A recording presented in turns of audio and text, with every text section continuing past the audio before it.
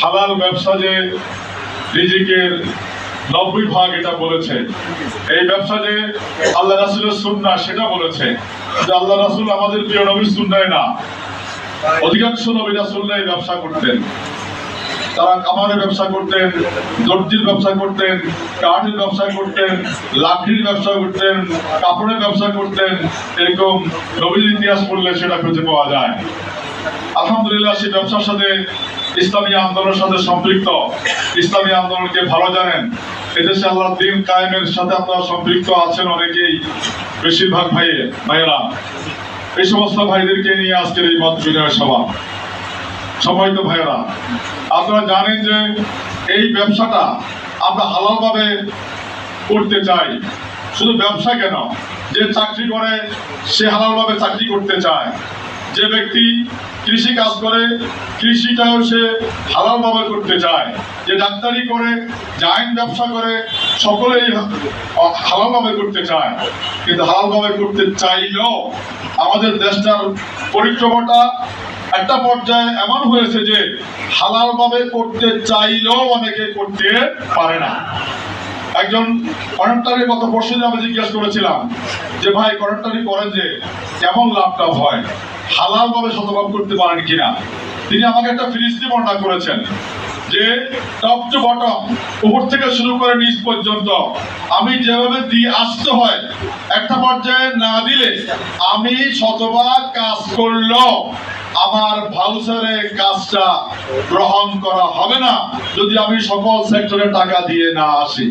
টাকা দিতে দিতে একটা পর্যায়ে অনেক টাকা চলে যাওয়ার কারণে ইচ্ছা করলো সরকার প্রদত্ত যে প্ল্যান প্রোগ্রাম, এর আলোকে রাস্তা, এর আলোকে বিল্ডিং, এর আলোকে স্কুল কলেজ, এর আলোকে উন্নয়নমূলক কাজ সে করতে পারছে না। কেন করতে পারছে না? করতে পারছে না সকল সেক্টরে সকল জায়গায় টাকা দেওয়া লাগে, এই কারণে সে করতে পারছে না। আপনারা বলবেন যে ব্যবসায়ী ভাইয়েরা আমরা শান্তিতে আছি, আমাদের কোথাও টাকা দেওয়া লাগে না। কিন্তু আপনারা সাক্ষী দিবেন, আপনারা যারা বড় ব্যবসায়ী, যারা প্রোডাক্ট ব্যবসা করে, যারা উৎপাদনমূলক ব্যবসা করে, তারা জানে তাদের কি অবস্থা। উৎপাদনমূলক ব্যবসা করতে হলে কোথায় কোথায় টাকা দিলে পরে একটা পর্যায়ে সে পারে। আমার ব্যবসায়ী ভাইয়েরা নিশ্চয়ই রাগ করবেন না। বহু কারখানা, বহু ফ্যাক্টরির সামনে লেখা থাকে যে এই ফ্যাক্টরিটা, এই কারখানাটা সোনালী ব্যাংক শাখায় দায়বদ্ধ, এরপরে অগ্রণী ব্যাংক শাখায় দায়বদ্ধ। আমি বললাম যে এই লোকের কোটি কোটি টাকা, কোটি কোটি বিলিয়ন টাকা এমনিতে তো আছে, সে একটা ব্যাংক থেকে কেন লোন নিল, কেন ঋণ নিল? এটা আপনারা জানেন কেন নিল? জানেন তো নাকি? আমি সেই পাক ফুকরি বলতে চাই না। সেই পাক ফুকরির কারণে প্রয়োজন নাই, এরপর ব্যাংক থেকে টাকা নেওয়া হয়।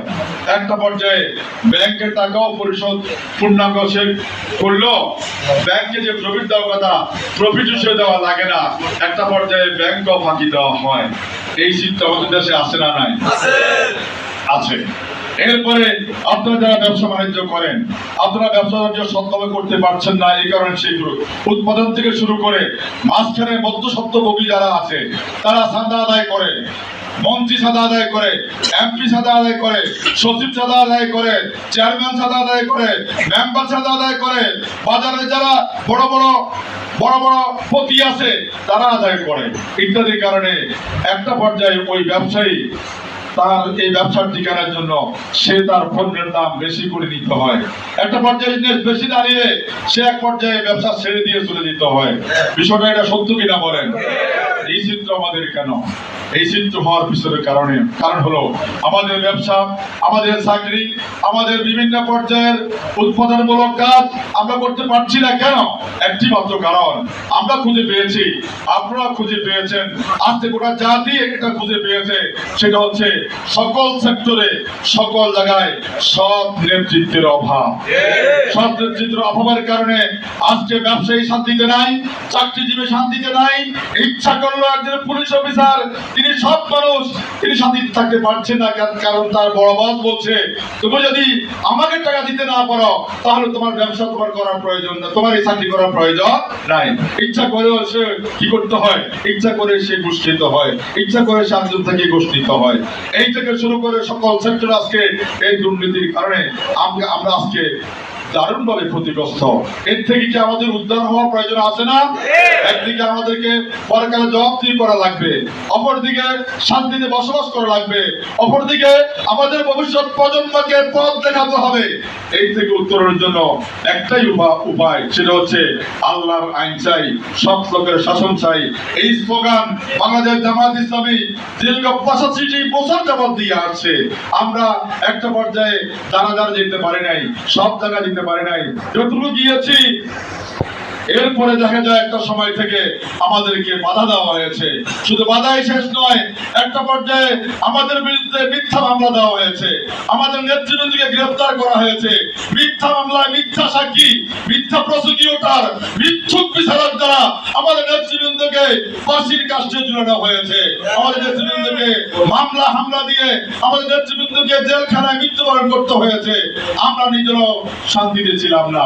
আমরা যারা গ্রামগঞ্জে ছিলাম, এদেশে আল্লাহর দ্বীন কায়েমের আন্দোলনে যারা জড়িত ছিলাম, তারা আমরা বহু মামলার আসামি হয়েছি। আমি নিজেও ব্যক্তিগতভাবে 5 বার জেলখানায় যেতে হয়েছে। আমাদের এই সাইড নেতা যারা আছে সবাই জেলখানায় গিয়েছে। আমাদের সারা দেশে আমাদের নেতৃবৃন্দ জেলখানায় গিয়েছে। আমরা কষ্ট পেয়েছি, ব্যবসায় কষ্ট পেয়েছি, চাকরিতে কষ্ট পেয়েছি, আমরা যেখানে ছিলাম সেখানে কষ্ট পেয়েছি, অনেক অর্থনৈতিক ভাবে আমরা ক্ষতিগ্রস্ত হয়েছি।